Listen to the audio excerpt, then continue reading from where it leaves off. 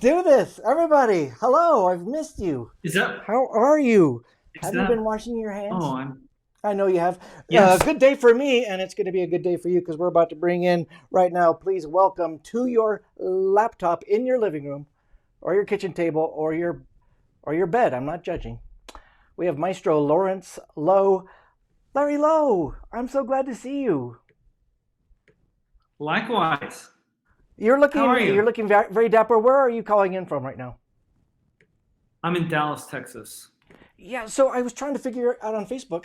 That kind of supposes you're actually working as a musician in Dallas, Texas. What? What? What are you doing? Yeah. I'm conducting we have I'm actually conducting 12 concerts down here. We have I think it's a pretty amazing situation with the Dallas Symphony in terms of how they've been dealing with the pandemic and Right? performing. They've been testing everyone. Everyone gets tested actually 24 hours before every rehearsal or concert. And so I've only been here a couple of days. I've been tested every day that I've been here, except one day because I think there was like one day where something wasn't happening 24 hours later. And so everyone's tested. Everyone is spread apart on the stage. Most players are wearing masks unless they need their, if like a wind instrument or something. And yeah, it's kind of amazing. So we have a small audience coming to these concerts, and yeah, I think it's kind of unusual. No, no, it's got to be crazy unusual. You guys are in. You guys created your own National Basketball Association bubble, didn't you? Kinda. Yeah, it is a little like that. It is a little like that. And well, we're ahead of Yeah. ourselves. But let me tell you. Let me tell who we've got. We've got a fancy musician on the hook. Lawrence Loh. Do I call you Lawrence or do I? How do you introduce yourself? You call me, well, you know me as Larry. Everyone calls me Larry. All right, I'm gonna call you Yeah. Lawrence. Larry, Okay. Larry is currently the conductor at Symphonia Syracuse, right? And then West Virginia Symphony Yep. Orchestra. But I know that from our conversations in the past, you are a guest conductor all the time, and I'm assuming that's what you're doing in Dallas. You're not a full time guy with them. They brought you in for something special. Right. So I'm guest conducting here, which is what we call when you are not, I guess, on the staff officially of some orchestra, but they hire you to do a concert. And usually, when you're a guest conductor, it's less than a week. It's a couple of days, and you come in and you do one to maybe four concerts Right. over a weekend, and this one's over 3 weeks, so it's a little unusual. But yeah, it's guest conducting. It's something that I normally do a lot of, but for example, this summer I think I had maybe 10 different places I was supposed to go, and all of them were canceled. Mm. Your calendar, my friend, So, sounds like my calendar. yeah, it was a hard summer, but boy, I got a lot of like home improvement things, just like figuring out how to paint and nail and sand and stuff like that. Well, I'm glad you're here. Here's my first question for you. I've been thinking about you because I'm so psyched that you're here. I think, Larry, you have one of those dream jobs, and that's going to be the question. Am I right? But it is hard. No matter how talented you are, it seems like you got to be a little bit lucky to be a conductor at the elite level as you are. Besides being a monster talent, and you've been able to work it, and then I guess the way I understand it, you go from symphony to symphony, and then someone else recruits you to a little bit better symphony, and you're doing it. And like, did you see yourself here as a little boy? No. So I grew up in Central PA. My mom is a musician. She's a violinist, and I think I just always thought of it as something that I just love to do, and certainly conducting wasn't on the radar at all. And when I first started conducting, it was actually just like taking an elective.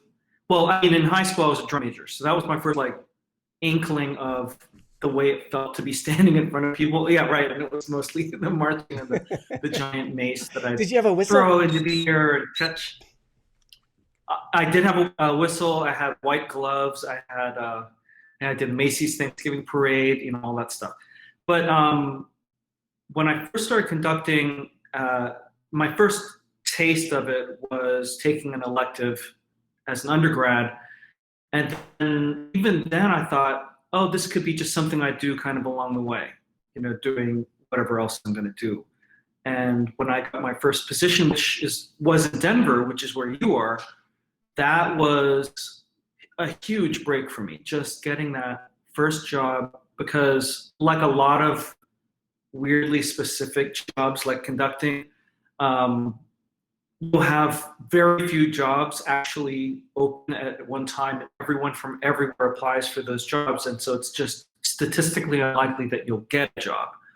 And so getting that first position with Colorado Symphony was a big, big break and a dream come true. And every time I've gotten to another position or gotten another guest conducting invitation, it always feels like that. It feels like a dream come true. Yeah, you have one of those jobs, Larry, that when if you meet somebody and you say, "What do you do?" and they say, "I'm an accountant," they go, "Oh, really?" But if you say, "What do you do?" "Well, I'm a conductor."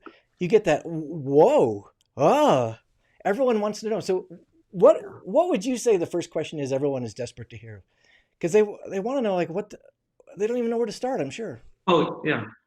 Oh, the most common questions I get are, well, first they'll say, "Do you know how to play all of those instruments?" And the answer is no, I don't know how to play all of those instruments. But I'm not teaching, the orchestras I conduct have these players that are like top in their field playing their instrument. So I'm never up there telling them technically anything about, like, why don't you use this fingering or whatever. It's more about, like, this is the concept. Let's try to make this work, and I'm working with them kind of on a level beyond assembling. Then another question I get is about the baton. I'm sure something that a lot of people are wondering about. Exactly, just like that, and what the purpose of it is, and people ask, like, no one's watching you. Why are you there? Things like that. Yeah, excuse me. I think your job is worthless. It seems like the musicians already know what to do. Yeah, But you have a nice suit. I get those questions. Well, I think we should start keeping a list of things you should do next time you're in front of your musicians to mess with them. One of them is definitely bring a whistle from your high school days. Instead of like tapping on the music stand, and then I think you should go, that had the drums. I don't think that'd be annoying at all. Yeah, that's a great idea. And then maybe call out the bassoon player and say, "Excuse me, I think your reed is misshapen." Here, let me work on it. All right. Well, let's jump into it, because I've been saving some questions for you. One of the things that I love about you is you're not what we would expect. So I think if we were to put 100 people in a room and say, "What is a maestro like? What is this classical genius, top of his field? What personality is that guy like?" They would never come up with you, because you're like the most humble, most modest, easy to get along with guy ever. And then I've seen you around all levels of musician, which brings me to the question. I think, Larry, there's a perception of snobbery around classical music. Like, suits and ties and no clapping at the wrong time and yada, yada, yada. And yet your personality is nothing like that. Can you address that? Am I wrong? Do you think there's a snobbery conflagration of classical music? I mean, yes, I think that is. Well, I mean, first of all, what we do is this thing that's hundreds of years old that we're kind of preserving. So there is that aspect of it, and there's that aspect of tradition. But a lot of those traditions, like movements and this is what you wear, all those things are more recent. Like a lot of those traditions, especially the the idea of not applauding after a movement. I think there are certain composers who would be offended. You know, Beethoven would be offended if people didn't applaud after a first movement that was really exciting. So there is a little bit of that has happened, I think, more recently in the last 100 years. And we're trying to, it's to our detriment that we keep up that idea that it is elite and not for everyone, and that um, we shouldn't, we should be very careful about what we do and what we wear. I think a lot of those kinds of things are cultural things that we're trying to change.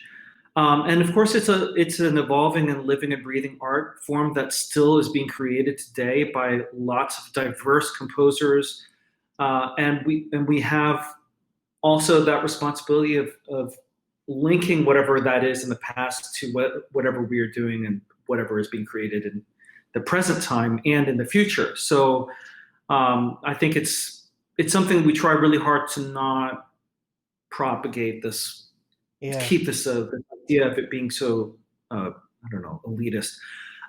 It's there is this other aspect to it though. I mean, I think for performers, we don't want people like whooping and yelling while we're playing either. So there's that aspect. We're on this palette of silence. We're creating art on silence. We do want people to hear it. We don't want people to interrupt it and distract other people from enjoying, I think, the clean version of it live.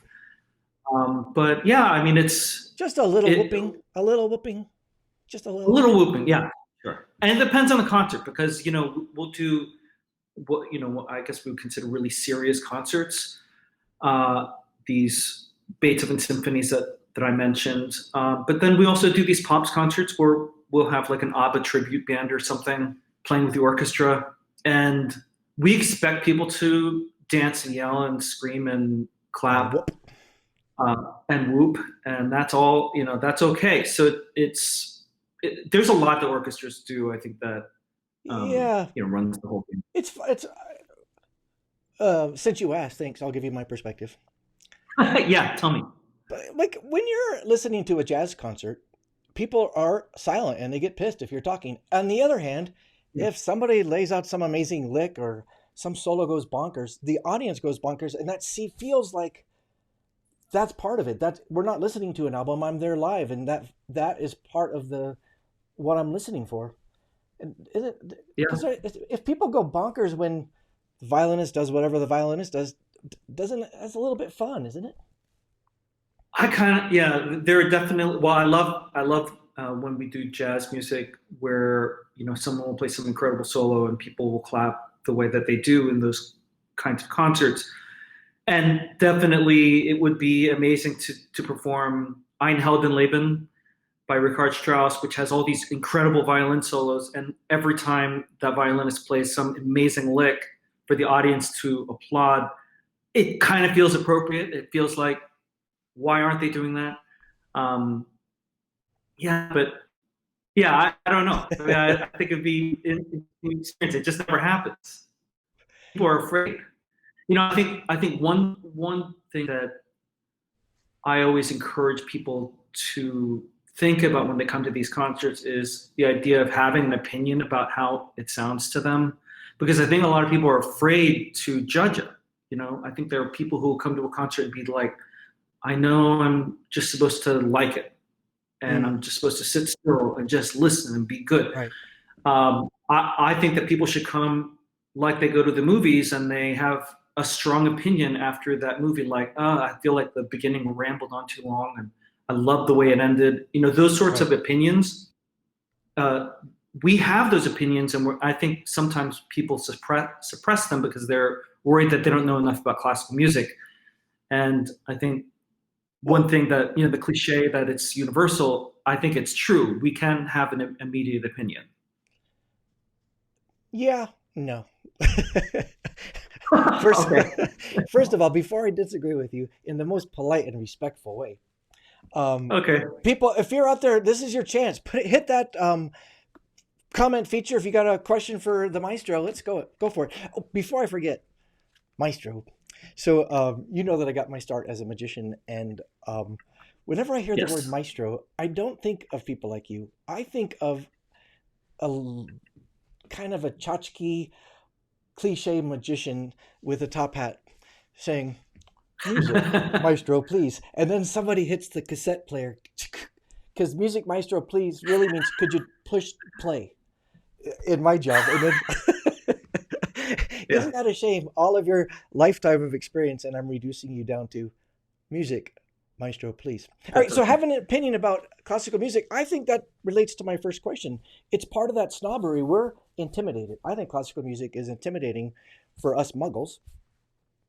And I'm afraid to say, like, oh, I didn't think that version of that first movement was very good. Because I just doubt myself, and I'm afraid someone would listen or hear me talking and see something like it was, I feel like I have no standing to have that type of opinion.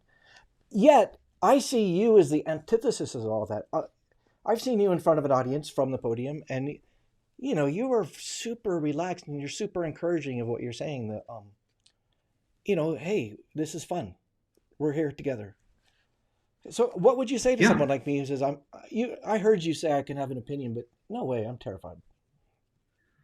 Well, I mean, one thing that we talk about in classical music world are these entry points. So sometimes it takes going to a certain kind of concert as an entry point for someone who is a muggle who doesn't really know all of the ins and outs of classical music, but they need some sort of entry point.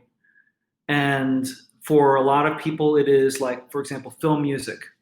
So if you go to a John Williams concert and you hear John Williams using the orchestra, and John Williams himself is in this line of succession from Wagner and Strauss and Shostakovich, Beethoven, Mozart, Piazzolla, and he kind of goes through this lineage, and he hears all of this music written by these great composers before him, and he integrates it into his sound world, and then he uses that to elicit an emotional connection to characters on a screen that we all see, that we can't separate the emotion from that music and when we watch. Right. And so that's a really obvious entry point for a lot of people, like, well, I don't know anything about Beethoven, but I loved E.T. and I thought that that flying theme really made my heart soar, and then I cried at the end, and I don't know why. It's because that music touched you in some Yeah. way. And so going to a concert of film music is like this great entry point to then, oh, well, then I want to watch the orchestra perform something like Richard Strauss, Also Sprach Zarathustra, because clearly, or I was told that John Williams knew that music and he used it when he wrote XYZ. I want to hear that now. And so then you have these little entry points, and it helps you have like some foundation of confidence that this music speaks to me in some way.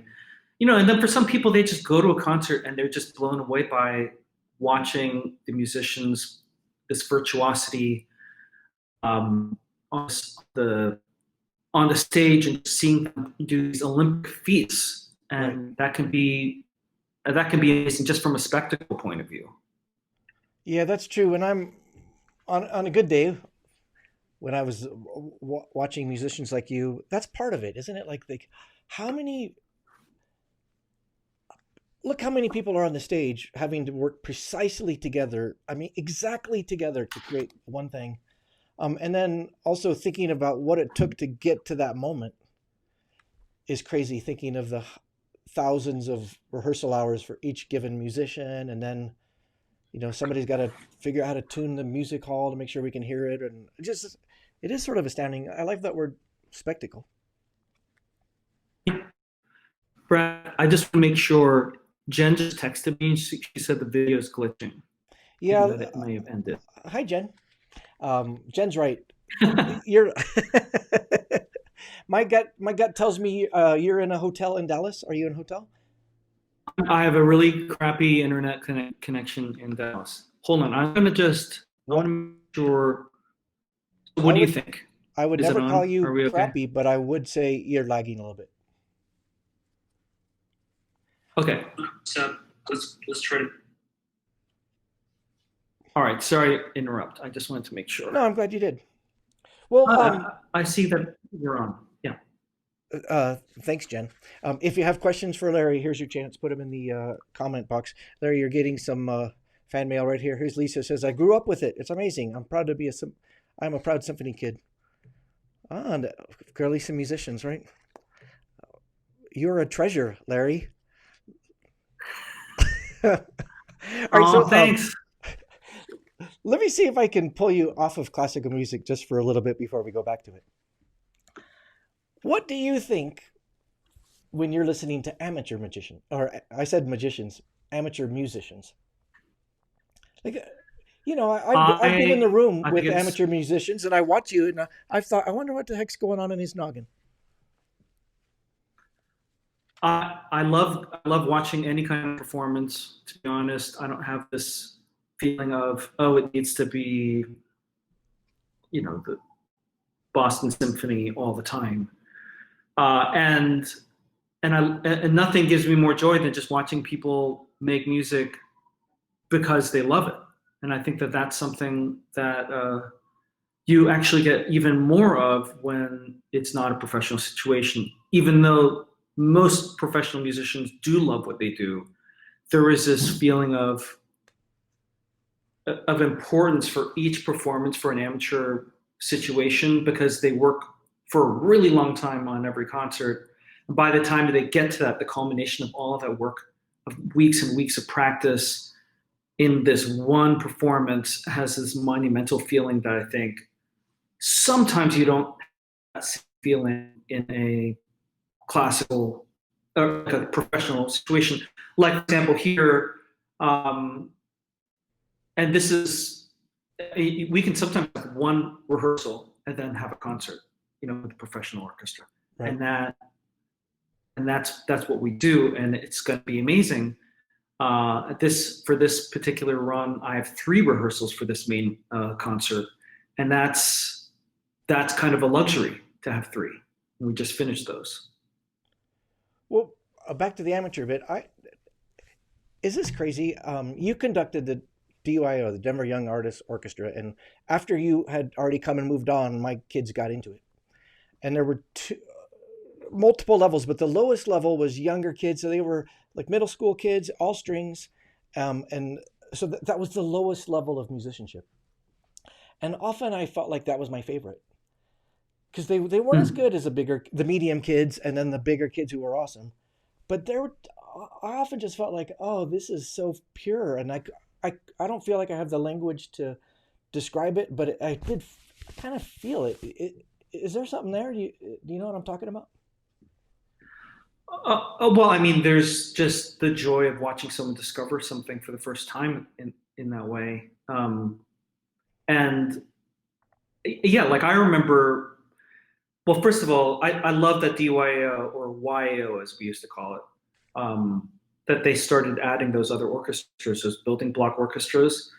We didn't have those, and I'm so glad that they added that because you have to kind of get in that circle in some way and then build and see the progression ahead of you. You see this kind of Mm. path laid out that you'd like to go as far as you can on that path, and that's something that really inspires people to work hard, and then to see people performing in those younger, less experienced orchestras. My son in particular, as Charlie, and uh, when he got to play in an orchestra for the first time, I think he was maybe in 4th grade, and we just kind of threw him in the back of an orchestra that I was conducting, and he just was totally intimidated, but also really excited, just to be a part of this something bigger like that.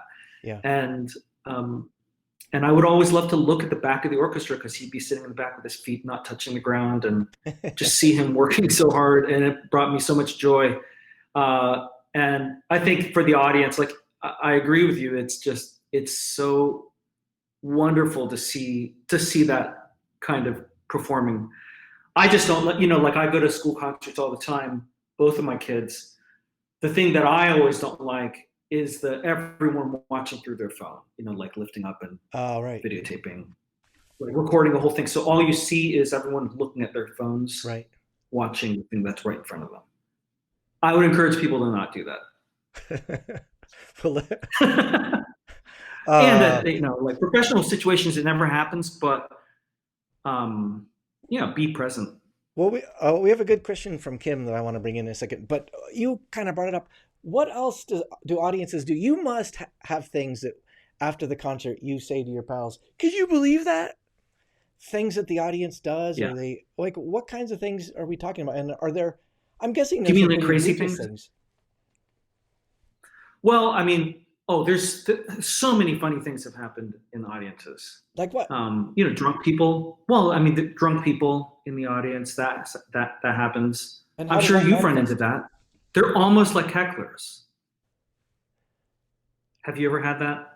Yeah, but I'm not a musician.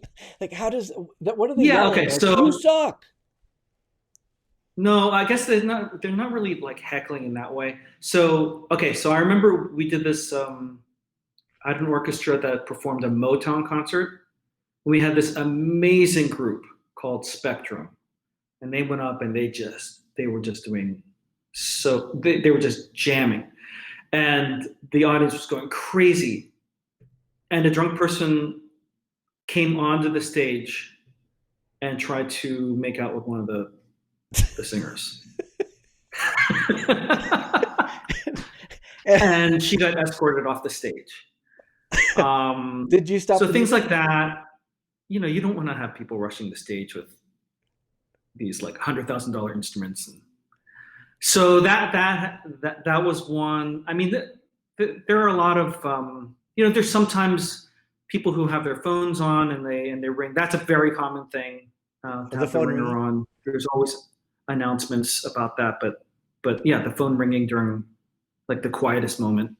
Have you had Oh, people I take a mean, this call? isn't an audience thing, but right. Sometimes if they pick up the phone, then it's even a bigger problem. But Yeah, I'm at a concert. um, Yeah, it's a quiet part. It's fine. I can hear you fine. No, it's really not that good. yeah. This is nothing like John Um, Williams. yeah. It's but I love, like if there are ways to interact with the audience, just speaking of the audience in general, when I do these pops concerts where I'm also a host and I'm speaking to the audience and I'm feeling the vibe of the that particular audience, each night is different. I do think about you sometimes actually in these situations because you have to go up in front of an audience and captivate them, and you don't know what kind of audience it's going to be, and you don't know if you're going to have a good night or a bad night, and you're trying to connect to them, and you'll kind of try everything. And I'll have concerts like that a lot where I'm doing jokes, I'm doing comedy, or I'm saying very serious to them, and trying to understand the vibe of that audience and interact with them. And it's really important to me, like, to connect to them. And I think that's, well, first, it's something that for classical musicians, we don't ever study that. We don't learn about that. It's just something you kind of figure out as you go along in your career. But I think it's one of those things where that interaction with the audience, if they're like heckling in some like passive aggressive way, maybe like they're not really heckling, but Right. it's in their body language or something, and you're talking to them, you could tell that they're not interested or they don't agree with you. It bothers me, like I'll be up there and like I want that person to smile, and that sort of thing. It happens a lot where I will just try to do things and try to connect to those people, and I can perform feeling really great or feeling terrible, afterwards. And That's so I don't know. funny for This me is a to little hear tangent. because that's a common thing to talk about for people in my job or, who use their mouth to speak in front of a crowd. Um, Talking about that one person who was pissed or those people that two people with their arm crossed, and instead of focusing on the 99% of the people that seem into it, you focused on that one guy.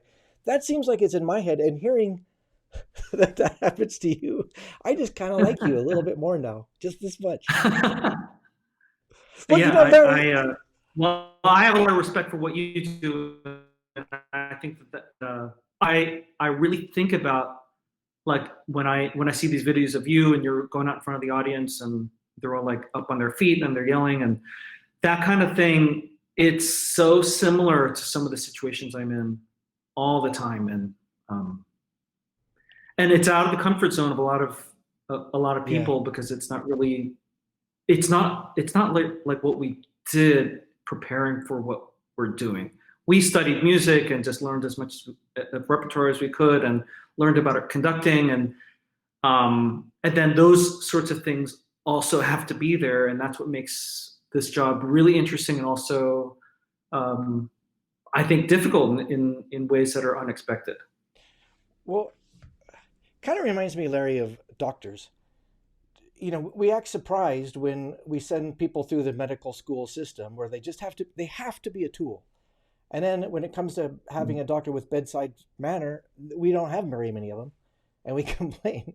And I think what you're saying is the same thing. And my spidey sense tells me that part of your success is that you are a brilliant musician, and another part of it is that you are so good at that other thing, or chatting with the audience and just being an ambassador and making people feel like, oh, I'm glad I came. That guy seems fun. I liked what he said. You're a Yeah. natural, dude. Well, I'm I think in the beginning of my career, that was the part that was hardest for sure, because it was the most foreign. But I'm thankful that it's something that I actually sincerely like to do now, and that has turned out to be, I think, something that has diversified the types of concerts that I can do. I think there are a lot of people who get very specialized and they just do, let's say, serious concerts. Right. And I do about half very, very serious concerts and half what we would call pops concerts. And in the pops concerts, a lot of times, like, I mean, it's very obvious stuff, but like, I remember a couple summers ago, I was conducting San Diego Symphony, and it's outdoors. And we did this movie montage music, like 15 minutes of music starting with Gone with the Wind and ending with Rocky.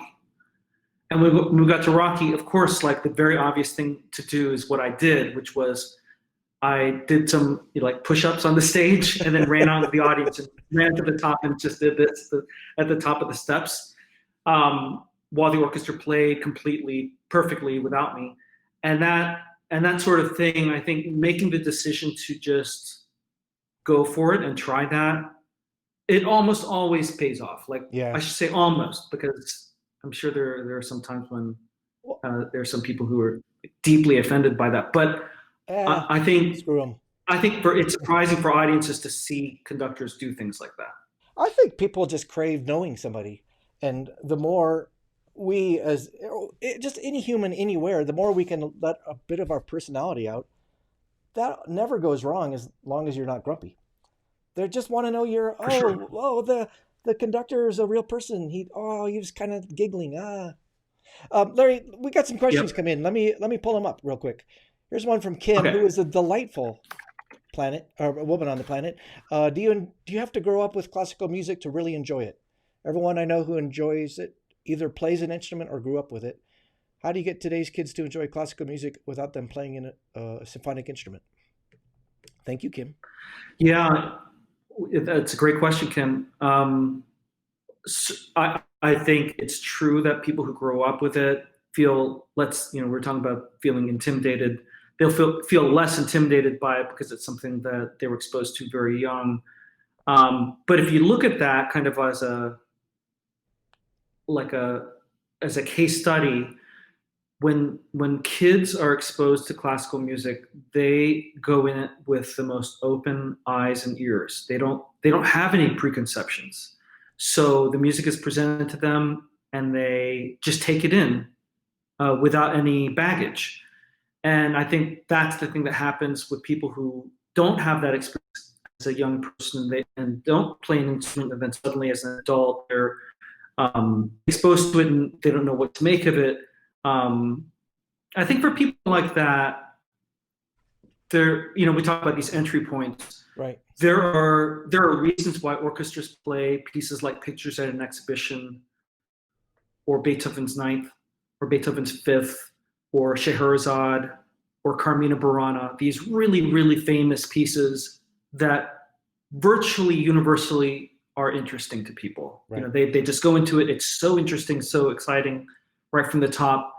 I would encourage people to look for those pieces, which are always scattered in every symphony season, without apology, because those pieces are so popular, and that is a good way to introduce yourself to, I think, that orchestral world Yeah. with a piece that most people will just love. The Planets, Holst the Planets. It's another piece that just immediately people love it.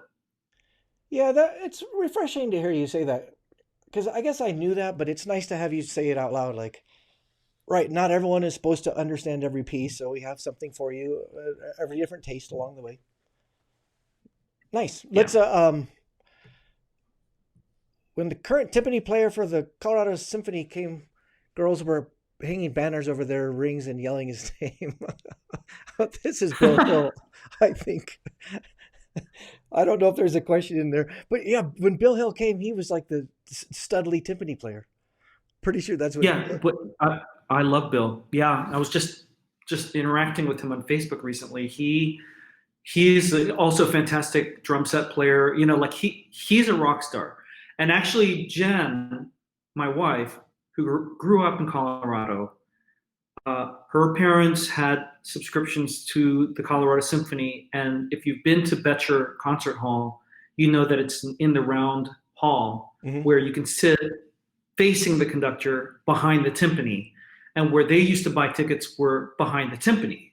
And so she grew up seeing like the back of Bill's head Uh, and just thinking of him as a super amazing rock star. And that, I think that's it's awesome.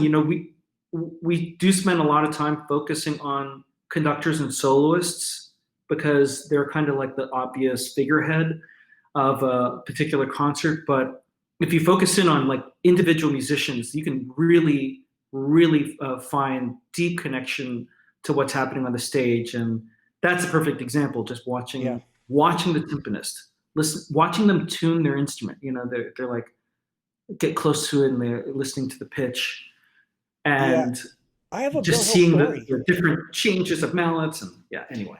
I have a Bill Hill story. I'm a drummer, and I saw him at a master class, and he just tore up the drum set, just like you said. Like he was talking about Rush and Neil Peart, and we're like, who is this monster? He's awesome. But also, he was talking in depth about tuning timpanis and about how you need to hear the overtones. Is that right? Undertones, and this theory. And I was in high school, and I couldn't understand a damn thing he said, but I did walk out of there going, "Oh, he's a genius." Here's a question from Chris Yeah. Hudson. What's up, Chris? Larry, Chris is a killer musician and plays, get this, such an interesting guy. He plays to huge festivals playing country music in, wait for it, Germany. I know. I That's know. awesome. Uh, That is awesome. After show energy, what do you do to come down? Ooh, I like that, Chris. Yeah. So people do ask about like, are you just on a high afterwards? Usually, yes. Usually, it's very difficult to wind down. Um, I have the bad habit of like wanting to gorge sometimes concerts. Sometimes I'll like be really really hungry because I couldn't eat before the concert. So I have that battle, and then and usually I just end up staying up real late because I just can't fall asleep. And Right. and it just depends on the concert. But usually you're kind of replaying things and you're just thinking about what happened and you're excited. And if it's a concert you get to repeat, you're excited about the next day when you get to do it again. Yeah. And yeah, you're on a high, and there is this weird feeling that you have because on a normal night around 10 o'clock after a concert time, I'm like, if it's not a concert night, I'm like sleepy and whatever, like a regular person. And if it's after a concert, I'm extremely wired, Right. and it's that kind of energy, that adrenaline is just rushing through my body in a way that is because we just had this amazing performance, and so that is, there's no solution to it. I deal with it by staying up late and getting up late. I suspect after a concert at 10:30, if someone says, "Larry, let's hit Denny's," you might say yes. Oh yeah, for sure. I have this really funny memory of, there's this pianist John Nakamatsu who has played with the Colorado Symphony many times. So John and I have become really good friends, and one of the first times I worked with him was in Tallahassee, Florida, where after a really great rehearsal, it was like 10 at night, and we were in my rental driving around trying to find any restaurant that was open, and we ended up going to like Cracker Barrel or something, and it was awesome. We just went there and we were like, whatever you have, we'll take it. And so yeah, you'll find a lot of musicians out late at those restaurants. Well, and they're going to be sitting next to the comics and the magicians. Who's your favorite Yep. chorus to work with? Oh, that's good. That's a tough question. Oh gosh, that's a really hard question. I have a special connection with a couple courses. So I'm not gonna. I mean, obviously, like the courses that I work with regularly in Syracuse and in West Virginia are awesome. I love working with both of those orchestras, choruses. I have a really special connection to two particular choruses where I was on staff. One is here in Dallas, and one is in Colorado. So both Colorado Symphony Chorus, Dwayne Wolf, the chorus here in Dallas, Josh Haberman conducts, David Davidson conducted when I was associate conductor here. And I have a really special connection to the chorus at the Washington National Cathedral called the Cathedral Choral Society, because during the time when they were without a music director, I had this chance to help them through that transitional period by conducting all of their rehearsals culminating in the concert. So I would like go down to DC every week and prepare the chorus for really, really interesting music at the beginning and at the end of their transitional period. I have a choral master's degree in choral conducting, so it is an area of real expertise for me, and I love working with choruses. I think that it's a little like we were talking about youth orchestras or amateur orchestras, where they work really hard for many, many weeks towards a concert. And choruses are like that. No matter how good the chorus is, there are usually many more rehearsals for a chorus to prepare for a concert than an orchestra. And you really get to know that music intimately, and I think that makes the performances really, really special. Good answer. Let's bring in Ginger. This is a great one. Ginger wants to know how to hear you. Hey, Ginger, how are you? For those of us who have not been able to attend, can we hear you on YouTube or? Yeah, where do we hear you, Larry? Yeah, so I know that in Syracuse, our concerts, you can get a subscription and watch it from Denver. Like you can buy a subscription. It's not expensive, but if you go to experiencesymphoria.org, or if you go to westvirginiasymphony.org, both orchestras have subscription plans that allow you to just stream them, because both orchestras at this point are performing for no audience, all streaming. And as a result, we have kind of amazingly have added certain subscribers from certain places that, like if they go to Florida for the winter, right, they can still come to our concerts. Or if I just a friend who's interested in Denver, they can get a subscription and watch the concerts. In Syracuse, they're completely live. It's like we're performing at the same time that you're watching. And in West Virginia, it's sometimes live and it's sometimes streamed. So it's one or the other. But our first concert was live streamed and then rebroadcast on public television. And that I think it's going to be something really interesting to see what happens with streaming after the pandemic, because I think people are getting used to wearing sweatpants and putting their feet up and eating popcorn at the same time as watching a concert. And I think that, I don't know, I think that for some people, like, I know that for most people, they want to be there when it happens. But there is this percentage of people who are going to be like, oh, I love that I didn't have to put shoes on to watch the concert. And so it'll be interesting to see what happens with that. Do you ever conduct music with ballets or other physical performances? Art? Oh, Ginger, that's a good question. Yes, absolutely. Yeah, Ginger. So with uh, what conductors do in professional conducting, they're either conducting a chorus in an orchestra, and sometimes they're conducting musicians with a ballet above on the stage or behind me. In fact, about a month ago, I was here in Dallas, and we were doing a concert with the dance theater that was performing behind me. So I couldn't actually see them because I was looking at the musicians. So that made it kind of hard in terms of really getting to witness everything they were doing. But I think that expression happening at the same time the musicians are performing can be really, really just absolutely stirring to the audience. Because it's almost like they're physically, some people connect to the conductor this way, like the conductor's expressing physically how I feel. But to see a dancer on the stage doing that, I think that's kind of amazing.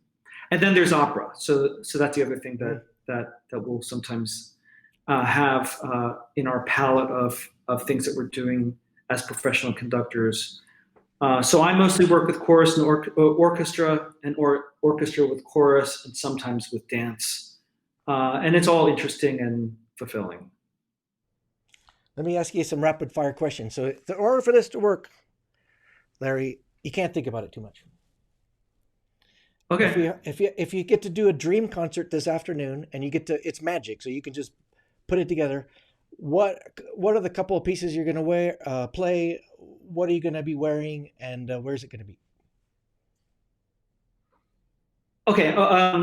Just a dream piece, Mahler's Second Symphony. That's one of my dream pieces. Not conducted it yet. It will be hard to put together this afternoon because it requires a lot of people and a lot of rehearsal.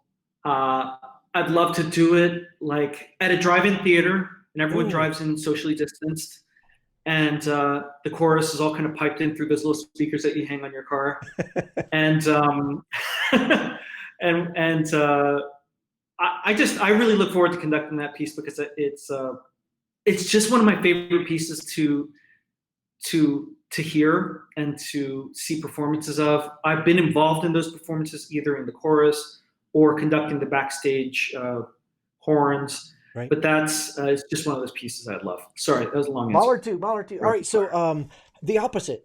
If I say, Larry, let me describe this concert for you. It's happening this afternoon, and you go, oh man, what does that concert look like? Where is it? What are you playing? What do you mean, like that I don't like? Yeah, like a sucky one where you're going, I hate that.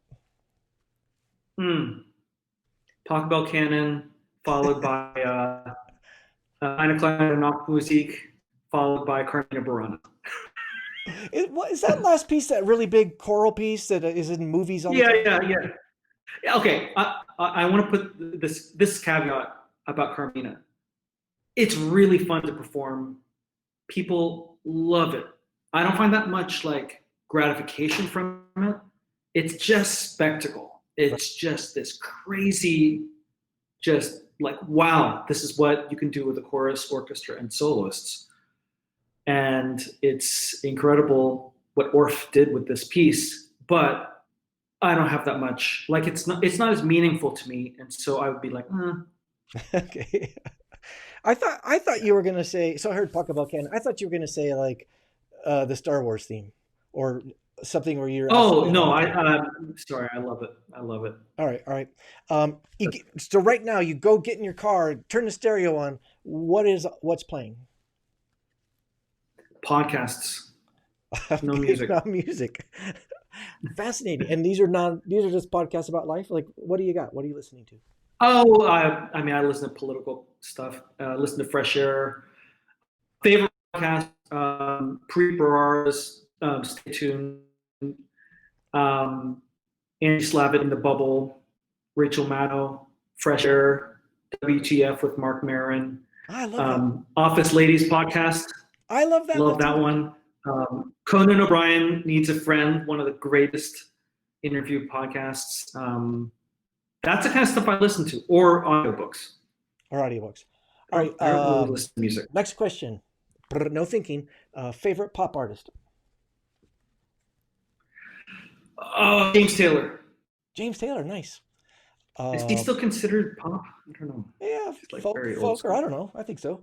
How about I love him. how about favorite He's pop awesome. artist? Alison Krauss, that's another one. Oh, Alison Krauss. How do we feel about Taylor Yeah. Swift? I like Taylor Swift. I've not listened to her most recent work, her most recent album, but I have a Taylor Swift playlist on my iPhone. Yeah. Your stock just went up with me. My girls love Taylor Swift, so like I think we've owned all of her albums. No, she's great. Okay, I'll just say like about her. She's one of these people that she really, really defined herself as as an artist, and she came out of this country music tradition, and then she reinvented herself within that. She kind of evolved into her own thing. She's a great songwriter, great performer. She takes risks. I just think she's great. Favorite jazz? I don't even know how to phrase that. Group or song? I don't know. Both. Right. Well, I'm really into Joey Alexander. I don't know this. Who is Who is he's it? an Indonesian. He's amazing.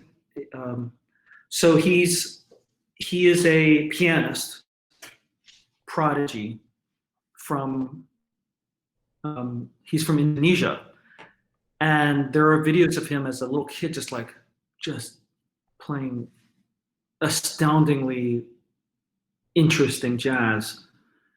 And now he's just one of the biggest. Oh, he's one of the biggest names. He's incredible. I think his name got cut off in the your voice. Or I talked over you. Tell me the name. Joey Alexander. Alexander. All right. I don't know Joey. I'll look up Joey. Yeah, look it up. All right. Next question. Give us your take on the like the cello. I think it's called the Cello Guys, or the. I wish I could think of the artist names, but I see them playing violin with deep emotion and passion, but they're playing kind of like a Yanni type thing, or like a Kenny G, but they're like rocking the classical music, but they're not really. What's your take on that? I don't watch it. It's just too cheesy. It's too cheesy. I don't like it. I know that they're popular. They are popular, and I've seen. Okay, so like, those cello guys. I don't even. Maybe that's what they're called. I just find that particular group to be extremely cheesy because they're just over the top. Lindsey Sterling, similarly, the violinist, with all of her kicking and stuff. I just find it to be really cheesy, but I guess it's sort of like there is a place for that. It's a totally different genre to me, and so they just happen to be using instruments that are also overlapping, with these Beethoven symphonies, but it's not really my thing. Yeah, you're wrong. You like it? I'm with you. They are not my cup of tea at all. And I agree with you. It feels forced, and cheesy is a great word. So, yeah, not my cup of tea. But there's something very appealing about seeing people have and display passion. And even though they take it over the top, for my taste, I would like to see typical symphonic concerts adapt a little of that, where they're like, come on, you guys love this, and we can barely tell. No, there is something to be said for physicality of an orchestra if they look too stoic, if they look like they don't enjoy what they're doing.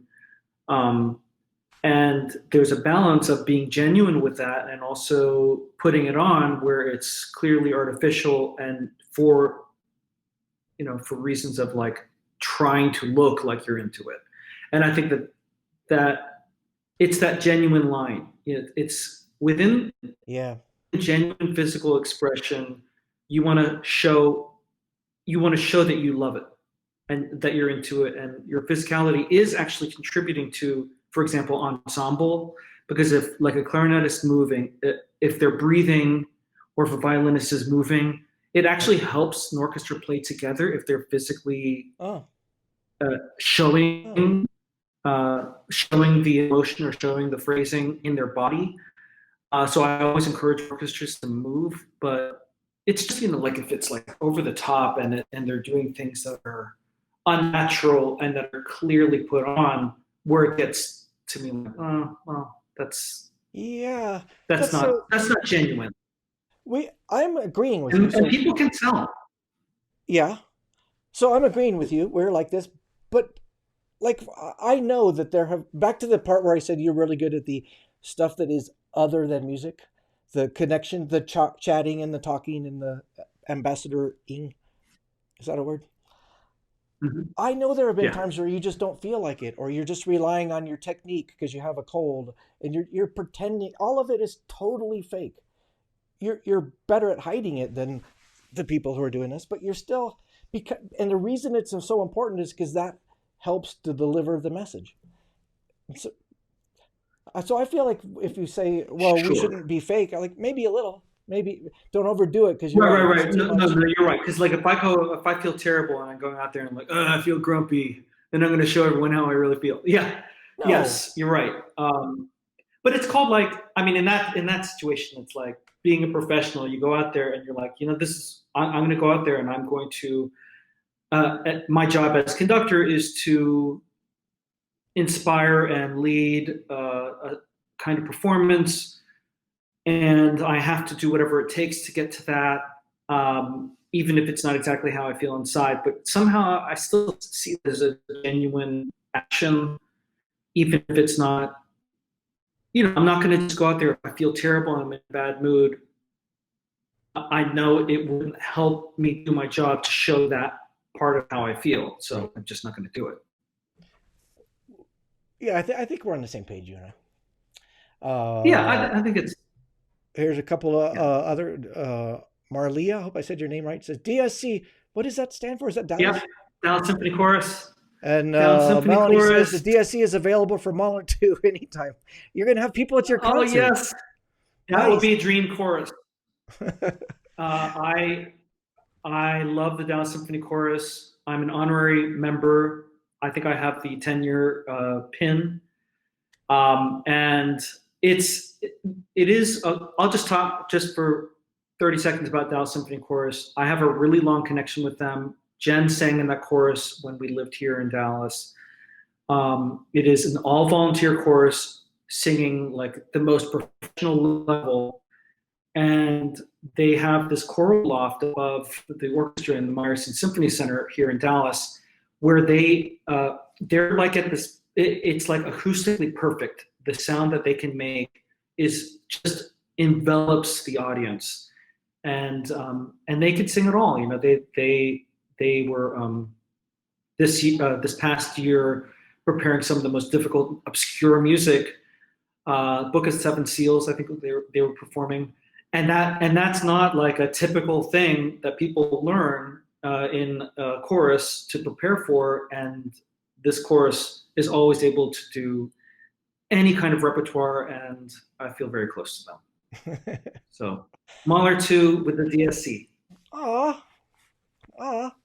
I'm going to Totally. ask you one more question, totally outside of your expertise of music, but it's something you're really good at. I want to ask you about Facebook. I am terrified of Facebook because I use it for my business. And so I am pretty much terrified of having an opinion. Meaning, I don't want to alienate anybody, so I generally don't have very many opinions about life other than my expertise. You are braver and I think wiser than I am. You've been able to say, here's some things I believe in my world. Can you tell me a little bit about your approach to that? Because I admire it. Yeah. Well, I mean, it's evolved. So I used to never express any kind of opinion that might be polarizing in some way, um, that people like be afraid of people disagreeing. But first of all, I like the debate. I like the back and forth.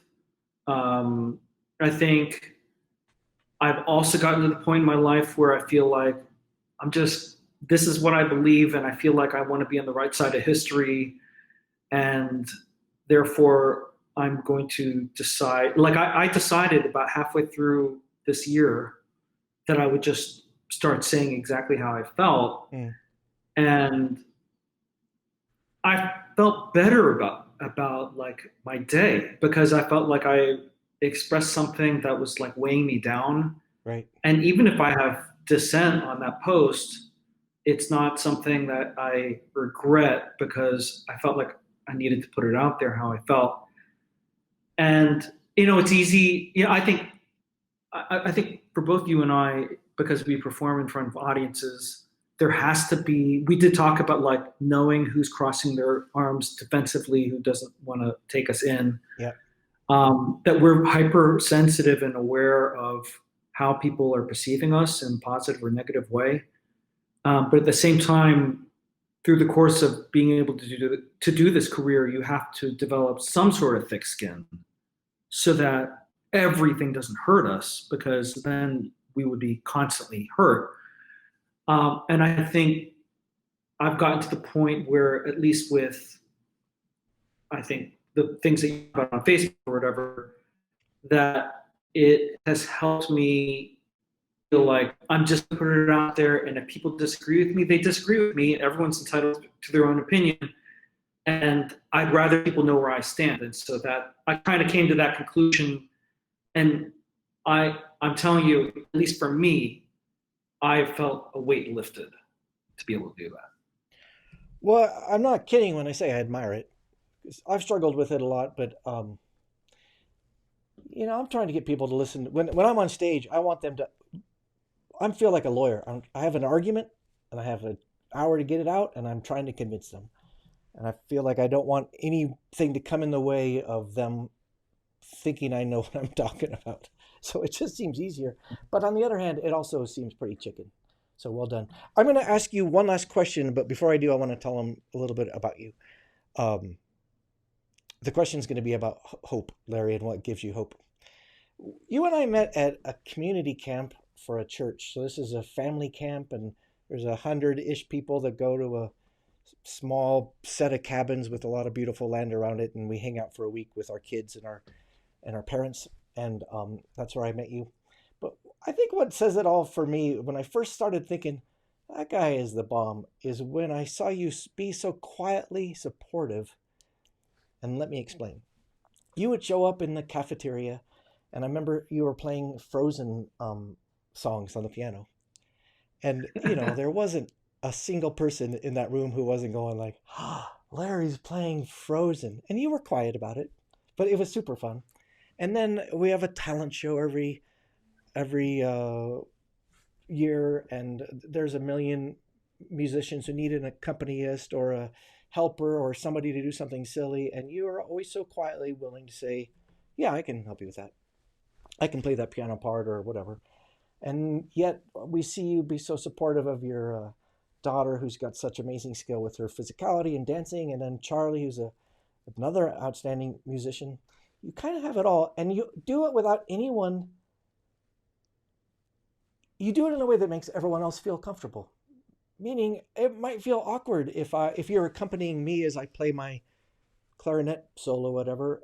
I might feel super awkward, like this guy's a world-class musician and I'm out of tune.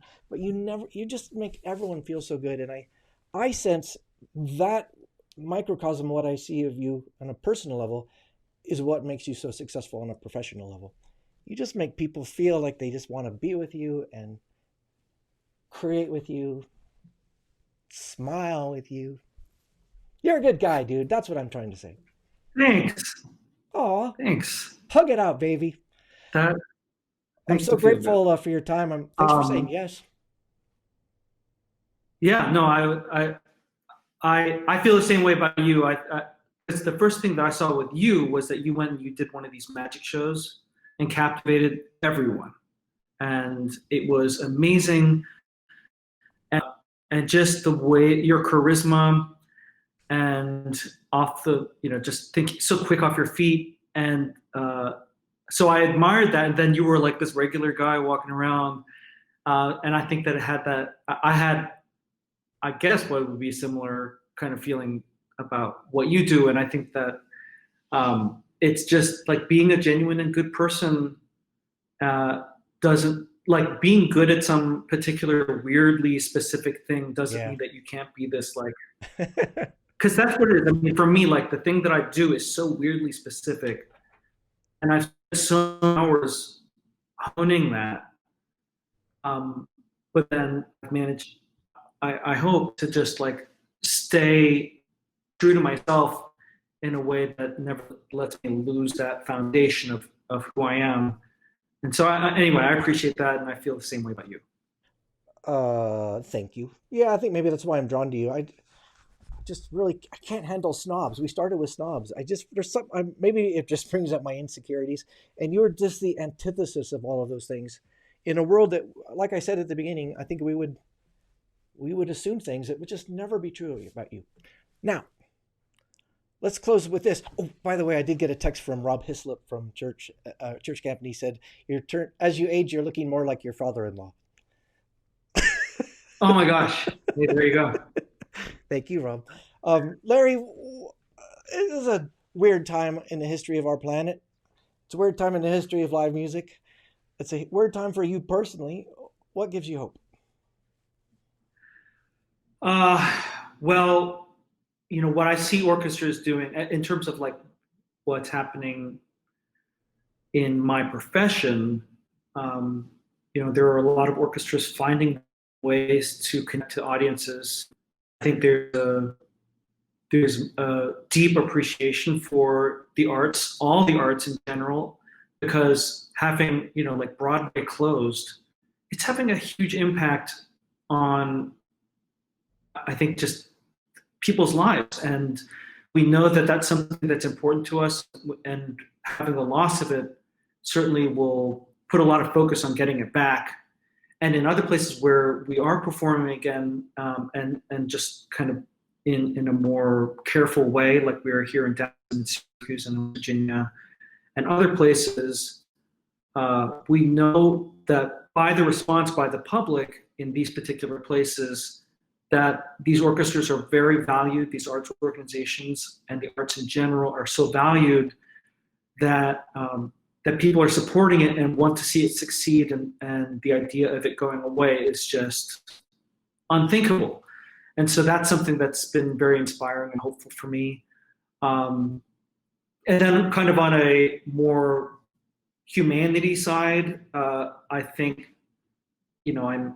I am very hopeful about things getting better, and that there are, I don't want to talk about politics on this forum, but the idea that there are a lot of very smart people thinking about solutions to make things better gives me a lot of hope, and just the idea that just like taking the whole idea of these vaccines and the success of those trials, that sort of thing gives me a lot of hope, and just that some of our greatest minds are working on a lot of the things that are most challenging to us right now, and it's easiest for me in about those things to just trust and believe in and support these great minds that are doing those things, and it gives me a lot of hope and joy about human beings and our ability to persevere.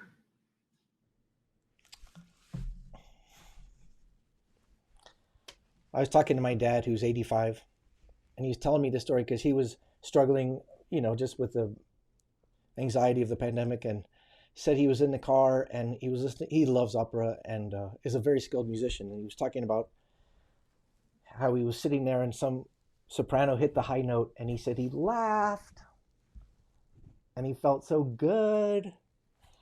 And that gives me hope, is the arts in general, and people like you who are helping us hit those high notes. Did you hear how I wrapped that up? Perfect ending. I don't want to say anything else. That was great. Larry Loh, LawrenceLoh.com or what? Lawrence Loh, I think, right? LawrenceLow.com. But you can find me on Facebook at Lawrence Loh Conductor, or my regular Facebook, and Instagram, Conductor Larry Loh, Twitter, Lawrence Loh, LOH. And yeah, just connect with me. Love to hear from you. Well, And you're a good man. Thank you so much for yeah, taking the time. I'm really glad we're friends, Larry. likewise, Brad. Look forward to All right. seeing you. Bye bye, everybody.